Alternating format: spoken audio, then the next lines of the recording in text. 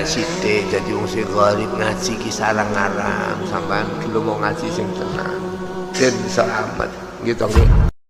Nah, makanya ini saya beri supaya barokah ya, dapat barokahnya ulama dulu saya baca. Faidatun qala Ibnul Qayyim. Ibnul Qayyim itu muridnya Ibnu Taimiyah. Ta'ammal khitabal Qur'an tajid malikan lahu al-mulku kulluh wa lahu alhamdu kulluh. Azimmatul umuri kulliha biyadi wa masdaruha minhu wa mawriduha ilaihi. Mustawiyan 'alal arsy la takhfa 'alaihi khafiyah.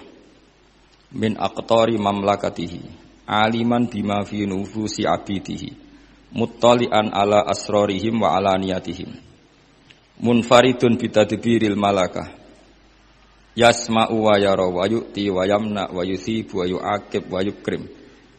Jadi begini maksudnya, khitab itu otoritas dari minal a'la ilal adna, dari yang lebih kuat ke yang lebih bawah, itu namanya khitab. Kemudian harusnya kita semua sebagai manusia itu sebenarnya orang yang tidak sah memberi khitab, memberi perintah. Karena kita sendiri tidak berstatus khalik, pencipta. Jadi misalnya gini, saya janji sama sampean besok datang ke saya, kamu tak kasih uang. Besok saja saya tidak mesti hidup. Jadi janji itu sudah salah, besok saja saya tidak mesti hidup. Kalaupun hidup saja uang saya terbakar atau dicuri orang. Maka di sini dibutuhkan otoritas khitab, harus diberikan zat yang punya otoritas penuh, yaitu zat yang enggak akan mati, yang enggak akan lumpuh, yang enggak akan mengalami satu gangguan sosial.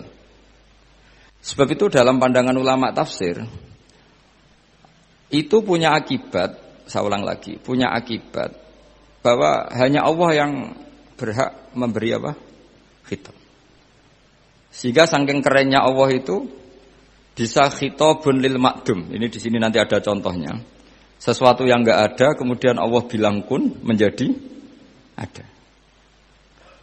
Sehingga Allah itu enggak bisa dibantah, enggak bisa ditentang, karena bisa apa saja. Karena asbabul qudrah adalah al-khalqu. Kalau dalam ilmu tafsir, kalau sampean dalam ilmu manusia kan gini, sebabnya melihat itu mata. Kalau dalam ilmu tafsir enggak, yang bisa menjadikan Anda melihat itu menciptakan. Saya ulang lagi ya. Jadi kalau dalam ilmu tafsir, asbabur ru'yah itu al-khalqu, bukan al-basar. Kalau kamu melihat karena mata, berarti setelah jauh tidak bisa melihat. Atau setelah tertutupi tidak bisa melihat. Tapi kalau kamu mengetahuinya karena menciptakan, maka kapan saja bisa melihat. Misalnya gini, saya punya emas 1 gram, kecil sekali 1 gram. Saya tanam di dalam Monas, kedalamannya 1 meter. Mbok saya sudah di Jogja, saya tetap tahu bahwa di Monas kedalaman 1 meter ada emas 1 gram. Kenapa? Karena saya yang menciptakan, yang mengatur itu semua. Sehingga setelah saya di Jogja, setelah saya di mana-mana tahu bahwa di Monas itu ada emas 1 gram dalam kedalaman 1 meter. Sehingga Allah ketika mengatakan, saya ini zat yang super tahu, itu kata Allah gimana? Ala ya'lamu man khalaqo. Ala ya'lamu ana ta ora ngerti sapa man wong zat khalaqo kang gawe sapa man. Masa orang yang menciptakan kemudian tidak tahu? Jadi awal tahu itu karena menciptakan. Tapi kita sudah lama jadi bodoh karena kita tahunya pakai mata. Sehingga kita mengatakan bagaimana orang buta bisa tahu wong dia buta. Kalau dia yang menciptakan tetap tahu. Tadi misalnya orang buta di kamar mandinya masang paku atau masang apa. Dia tahu kalau di kamar mandi saya ada paku. Kenapa kok tahu? Karena yang masang saya. Nah, ini penting saya utarakan supaya nanti itu gampang analisis ayat-ayat berikutnya. Otoritas itu, otoritas khitab itu harus diciptakan dulu. Nah, baru setelah punya otoritas, saya ulang lagi, baru punya hak khitab. Nah sekarang enggak, para raja, para presiden, para dosen, para kiai itu sering melancarkan khitab, sementara dia enggak menguasai apa yang akan terjadi. Makanya Allah mengkritik kabura maktan indallahi antaqulu ma la tafalun. Itu salah besar ketika kamu seakan-akan memegang otoritas pada sesuatu yang sebenarnya kamu tuh enggak pernah melakukan, enggak pernah ikut menciptakan. Misalnya jong kowe nak nurut aku sok ben mesti uripmu kepenak. Otoritas itu dari siapa coba? Urip kepenak ya di luar wilayah kita, kehidupan besok juga di luar wilayah kita.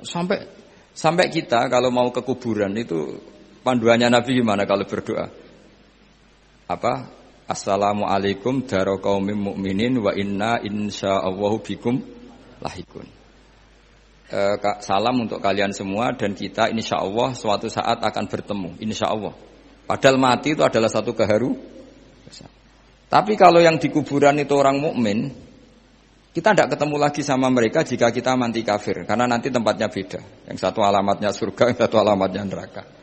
Maka kata ulama, kata insya Allah di situ adalah kita masih berharap mati dengan status yang sama, sehingga bisa ketemu.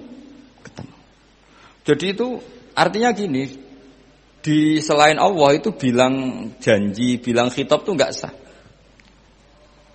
Dulu Kanjeng Nabi Muhammad SAW itu saking yakinnya setiap problem itu ada malaikat Jibril datang, saking yakinnya. Suatu saat ada orang Yahudi tanya, Muhammad kalau kamu Nabi betul, beritahu kami tentang Dzulqarnain, beritahu kami tentang Ruh, beritahu kami tentang Luqman Al-Hakim. Nabi karena reputasi hariannya dipandu Jibril bilang, ya udah besok datang lagi ke sini tak jawab. Ternyata Jibril nggak datang.